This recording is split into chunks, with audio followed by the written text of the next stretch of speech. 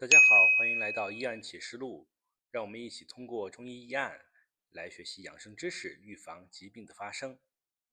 这个8个月大的婴儿因为咳嗽来看病，8个月的孩子还不会伸舌头，所以没有舌象作为参考。我们直接来看看问诊单是怎么写的。小朋友的精神不好，总想睡觉，但是呢没有发烧的情况。这里写的是流清鼻涕，说明还没有热。如果是热症呢，就可能会是黄的和黏的鼻涕。这个小朋友还有一些咳嗽，但是呢是清痰，不是黄色的，这也说明还没有热的情况。他前天开始拉稀，有4、5次，不臭，拉稀就说明有湿气，那不臭就说明身体还没有热症的表现。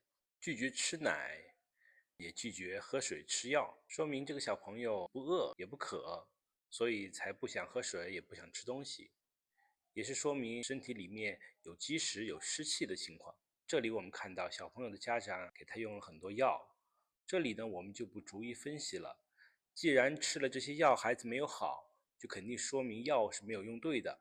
最后呢我们再来看一看这个家长是怎么判断小朋友生病的原因的。第一种可能是爸爸生病传染的，第二种可能就是回老家受寒引起的咳嗽。这里呢还描述了小朋友生病的过程。小朋友是2月8号开始咳嗽的，咳嗽的当天呢，小朋友奶奶给他洗了澡，中间可能受了寒。2月9号的时候呢，还是有点咳嗽。当天的下午去坐火车，在火车站的母婴室换尿不湿，那个地方很冷。上了火车之后呢，就开始流鼻涕了。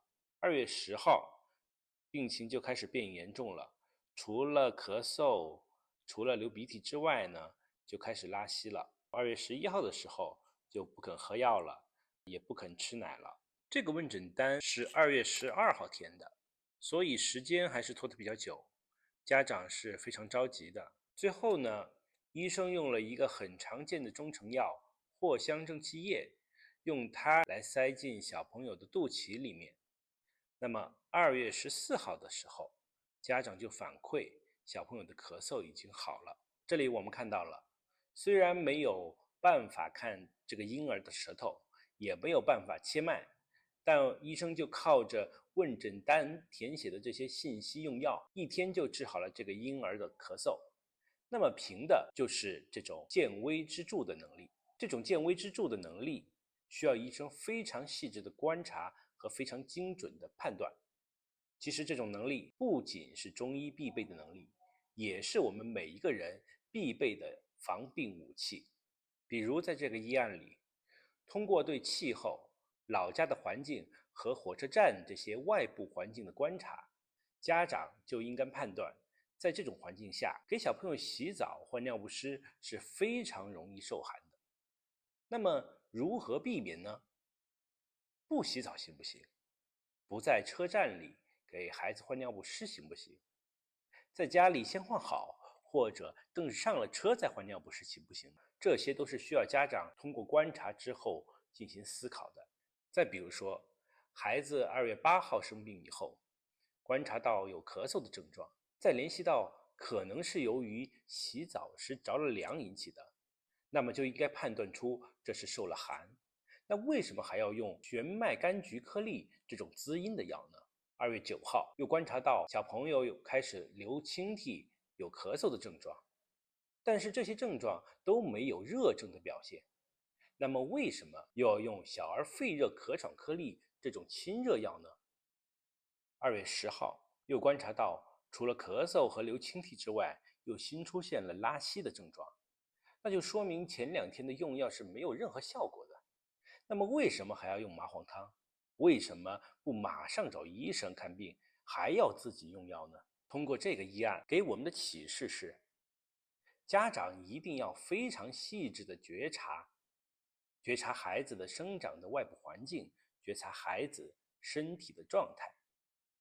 孩子，特别是婴儿，真的就像是一棵植物的幼苗，必须得到非常细心的照顾，才可能避免疾病，健康成长。因为孩子是幼苗，所以遇到了疾病，一定不要随意的乱使药。不仅延误了治疗的最佳时机，而且还可能加重孩子的病情。也许有观众会说，如果找一个水平不行的医生，那也可能会耽误病情啊。如果你真的有这样的担忧和健康的意识，那就要防范于未然，提前去学习医学知识，或者去接触一些医生，不要等到火烧眉毛了才病急乱投医。最后呢，还要相信自己的本能。为什么这个医案能够通过一些看似普通的症状，就能判断出湿气是导致咳嗽的根源？除了医生的医术之外，就是因为中医相信拉稀、咳嗽、流清涕这些症状都不是疾病，而是人本能的排病反应。体内的湿气太重了，人本能就要从鼻腔、口腔、肛门、尿道这些人体的通道将湿气排出去。所以我们要相信自己的身体，通过身体的反应认识到疾病的根源。好了，今天的分享就到这里。如果您觉得这个医案对您有帮助，欢迎点赞、关注和分享。